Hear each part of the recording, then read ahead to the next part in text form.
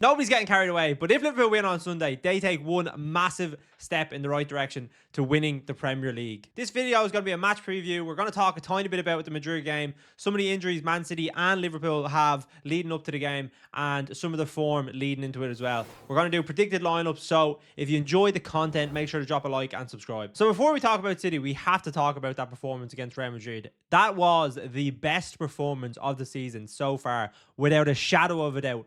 Every single player that was on that pitch put in an 8, 9, 10 out of performance. And it just speaks volumes for where this team is at. I think a lot of people are starting to say, oh, Liverpool maybe haven't been performing that well. They're going to start to fall off. But can it not work the other way too? Can it be a case that Liverpool have only had a new manager come into the squad and they're starting to evolve, they're starting to get better and more adjusted to the way he wants to play, which means even though they haven't been maybe playing to the level that everyone wants, they're still playing winning games, and they could even reach a higher level, because I still think there's so much in this team between the youth and experience. This could be an enormous season for where we want to be. Obviously, McAllister and Gakpo both unbelievable, getting the goals. Gakpo coming off the bench. I thought Nunes did well. Obviously, maybe could have had a goal in the first half, but overall, we absolutely annihilated Real Madrid from start to finish. But one player, and obviously the man of the match we have to talk about, is Connor Bradley. Look at these numbers: assist 1, recoveries 9, won 7 out of his 11 ground duels, aerial duels won 100%, pass accuracy 85%, number of Mbappe's pocketed 1. He was insane. And I think the fact that we're obviously have this whole debate of Trent potentially leaving to go to Madrid in the summer, the thing is that Bradley is there and he's ready to replace. Whether he could reach the level of a Trent in the future, we don't know. But the thing is, when Trent came into this Liverpool team, he didn't have anyone in front of him. He was able to get the minutes under his belt to perform to the level that we see nowadays. Bradley coming through at this stage has Trent in front of him, so he's not getting as many minutes, but he's only 21 years of age and he has 75 appearances, senior appearances at this stage of his career. There's a lot of potential in this player. But as with anything in football, it goes very quickly. If we lose on Sunday against City, then the whole thing changes, the whole picture changes. And based on previous games, you might think that this is going to be obviously a tough game, and City definitely have the quality to hurt us. But anytime Liverpool and Man City come to these title clashes, it usually sparks a lot of draws, to be completely honest. Man City usually might have won some of these games, especially I remember the year Liverpool won the league and they beat us 5-0 there. The year that we kind of fell off after we went for the quadruple, they beat us 4-1. And if you look at the last kind of 10 results, so you can see draw, Man City win, Liverpool win, draw, Man City win, draw, Man City win, and then Liverpool win. So it's fairly even, but especially in like the last 5 games, 3 draws, 1 win for Liverpool and 1 win for City. So I'm expecting a tense affair. I'm going to do my score prediction at the end, and we'll talk about the lineups as well, because there is some injury worries for Man City and for Liverpool that we need to obviously talk about. But it's definitely going to be an even game. Even with Man City, the players that they have out, the form that they're in, it is definitely something that we can't slip up, because it seems to be a lot of Liverpool fans thinking that because of the way they are at the minute, that this is just going to be an automatic 3 points, and it definitely does not work like that. So obviously, with how City are at the minute, they haven't won a game in 6 games, and this is just a couple of stats that I've taken from Squawka, and it just highlights some of the major issues that they're struggling with right now. So Pep Guardiola has managed 942 games in his managerial career, and it is the first time his side have failed to win a match after leading by 3 goals. That was against Feyenoord in the Champions League during the week. Like, that is absolutely bonkers. Stuff like this doesn't happen. Yeah, Man City might have dips in previous years, but this isn't a dip. This is a dysfunctional Man City team that we're seeing right now. And this is another stat that I've seen. So Southampton are the only Premier League side to have more errors leading to goals across all competitions this season than Man City. So Southampton have 8 and Man City have 6. And if you think about how Liverpool play, they play high tempo, high press. They want to get at teams. They want to obviously be direct. But that type of stat is something that Liverpool players should be looking at and be like, we can create chances against this City team by forcing errors that hopefully will lead to goals. And obviously playing Southampton last week, we've seen that when Liverpool are on it, then they can capitalise on those mistakes. So in terms of Man City and Liverpool, how they might line up, obviously Liverpool playing the Champions League during the week in Southern Man City, and Kanate picked up that injury against Endrick just at the end of the game, which is so annoying for us as Liverpool fans. But apparently he's avoided serious injury. It's not going to be as bad as what people were thinking. Some people were saying that it was going to be his MCL and he was going to be out for a few months, but it doesn't seem to be like that. So hopefully he'll be able to play against City, but I wouldn't want to rush him if it is a case that he's carrying an injury that could obviously be aggravated if he does play. The other one then is Connor Bradley, picked up a hamstring injury. He's not going to be fit, it seems, for the game against Man City, which is disappointing considering how good he played against Madrid. But the good news is that Trent is back. From Man City side, the thing is with them is they're hemorrhaging injuries right now. Obviously Rodri is not there. Kovacic picked up an injury. Walker is still carrying a bit of a knock. The good thing is Ruben Dias is coming back into the team, and he was on the bench against Feyenoord during the week, and I'd expect him to start because he's obviously such a big player for them. So I wouldn't rule out him, and there's definitely a team there that they can cause us problems with. So as with any Man City Liverpool game, we can't help but talk about the two big hitters, Salah versus Haaland. Salah has rightly gotten all the plaudits this year because he's been so consistent, and Haaland obviously started the season really well, but in coinciding with Man City's bad form, and I don't think it's all just down to him.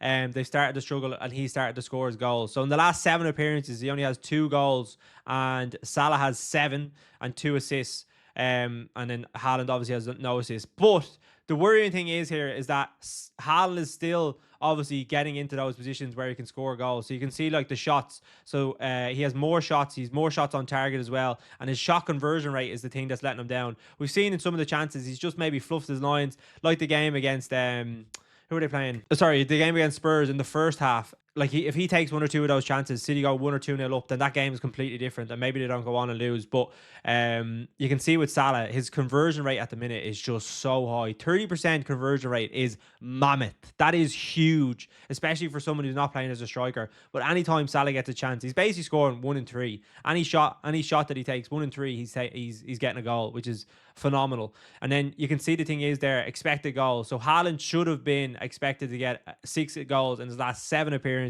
while Salah is just under 6. So in terms of the expected goals that they should have been getting, it's fairly level. The only thing is Salah is taking his chances, whereas Haaland is not. So this is something that we obviously have to be aware of coming into this game, because if Haaland gets a chance and he does decide to take it, then we're obviously going to be punished, and that's not what we want. So for Liverpool, how will they line up against Manchester City? We've obviously talked about the injuries, we talked about the form of some of the players, but I think this is how they will line up. So in goal, I think it has to be Caoimhín Kelleher. Unbelievable during the week against Man City, and I think he deserves to obviously start this week again. Alisson probably not fit to start straight away, and I think in a game of this magnitude, you want someone who's been playing, who's been consistent, and Caoimhín is exactly that. So he starts in goal. For right back, Bradley's obviously picked up the injury, and the Trent Alexander-Arnold has been said to be fit again. So he should be starting if it's a case of he's able to. I think he'll be chomping at the bit to get back into this team, because Liverpool have been playing at such a high level so far, even without him in the team.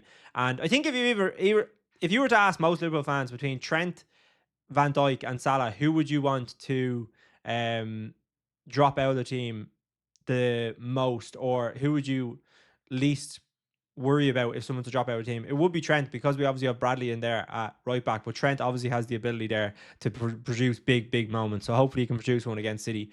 Centre backs, then I'm gonna go Kanate and Virgil van Dijk. So yeah, Kanate, Virgil van Dijk. Kanate, if he is fit, I would think that Slot won't risk him if he doesn't feel like he's ready, but if he is available, then obviously I would go with Kanate and Van Dijk. If Liverpool keep them 2 fit for the whole remainder of the season, they will win the league. It's as simple as that. They are that good. And if Kanate is not fit, then I probably would lean towards Joe Gomez. Left back, then I would have to go with Andy Robertson. He's definitely Liverpool's best left back, even though some Liverpool fans have been giving him criticism the last few weeks, and predominantly most of the season. He's still Liverpool's best left back. He still performs to a high level. He definitely hasn't been asked to go forward as much in this slot side, but he's definitely doing what he can do defensively, and I think he will start to pick up his form the more he plays. He's just lacking that little bit of match fitness that you would want. So hopefully he can come good. In midfield, then I'm gonna go obviously Ryan Gravenberch, Liverpool's probably one of Liverpool's best players so far this season. He's been absolutely unbelievable. And yeah, I think he could go on and win Liverpool's player of the season. And the fact that we were looking for a six in Zubimendi and then we didn't get him, and he's come in and performed to this level, it's absolutely off the charts. Bossed it against Real Madrid, and hopefully he can do the same against Manchester City now on Sunday. Beside him, then I'm gonna go Alexis McAllister and Curtis Jones. Probably two of my favorite players to watch so far this season, just because of how they go about their business and they just get things done. They're kind of underlooked, especially McAllister, underlooked in how they perform, but they consistently put in 6, 7, 8, 9 performances, and I think very rarely you see them play below average. Jones sometimes can maybe not be consistent, but he's still putting in like his work rate, him getting around the pitch, and that's hopefully what we're going to see on Sunday, because we know that the ability they have. McAllister showed that on Wednesday against Real Madrid, the goal that he took. He literally propelled Argentina to a World Cup. So why can't he propel Liverpool to a Premier League? And then up front, then it's as simple as Mo Salah is obviously going to start right wing, and then obviously there's nothing really to say. He'd be devastated that he missed that penalty against Real Madrid, but I'm sure he'll be back because he's the scourge of all top teams. He'll be back on Sunday, and I think he's going to get a goal as well. And then left wing, I'm going to go for Cody Gakpo. Thought every time he's come on, every time he started, he puts in an unbelievable performance. Between him and Gravenberch, the Dutch connection that they have with Slot, every time Gakpo plays, every time Gravenberch plays, they're putting in 9, 10s. That's the level that they're reaching. So hopefully we can see that level of Gakpo on Sunday. And the thing is with Gakpo as well is he's a really smart footballer, and I think Kyle Walker, that's not what Kyle Walker likes. Kyle Walker likes someone that just relies on their pace. I think Gakpo is someone that can cause a lot of issues.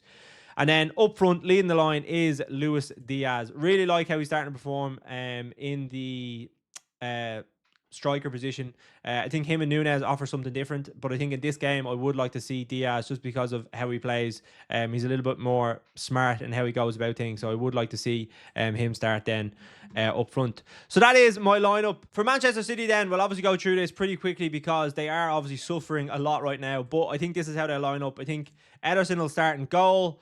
I think Kyle Walker will then start right back. The one thing with Kyle Walker at the minute is he's obviously lost his pace, and he's never really been like a really smart footballer. He's just someone that's obviously heavily relied on his pace. Now, don't get me wrong, he's up there as one of the best right backs in Premier League history because he has been phenomenal. He's obviously left Spurs, went to City, won everything, and he's been an integral part of what they do. But because he doesn't have that awareness, I do think Gakpo can cause him a lot of issues. In the middle, then I'm gonna go for who am I gonna go for? I'm gonna go for Ruben Diaz. So Ruben Diaz obviously started on the bench against Feyenoord, and then I'm guessing that he's expecting that he's going to be able to start this game against Liverpool, because obviously he's one of the big players. So I think they do need him to come back in. And then beside him, then I'm going to go Nathan Ake. I think a lot of Man City's injuries right now they're obviously hampering how they're playing. But like if you look at Kyle Walker, Ruben Diaz, Nathan Ake, and then the person that I'm going to be putting in beside Ake is Guardiola, like that is more or less their starting backline, other than you can throw in a Kanji, but usually that's how they line up.